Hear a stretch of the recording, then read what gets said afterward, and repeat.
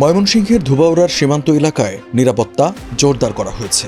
9 মে সন্ধ্যার পর থেকেই সীমান্তে বাড়ানো হয়েছে টহল। ভুইয়াপাড়া, চন্দ্রগোনা, এরশাদ বাজার সীমান্ত এলাকায় বাড়ানো হয়েছে গোয়েন্দা নজরদারি। সীমান্তের অদূরবর্তী এরশাদ বাজারে স্থাপন করা হয়েছে অস্থায়ী বিজিবি ক্যাম্প।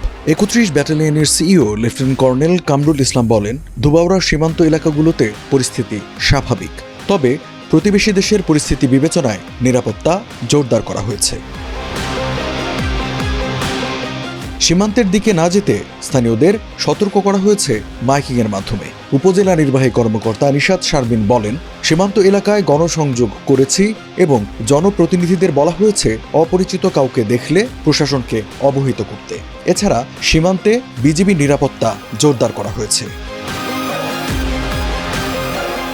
এমন সতর্ক অবস্থান এবং নিরাপত্তা জোরদারে আতঙ্ক ছড়িয়ে পড়েছে জনমনে।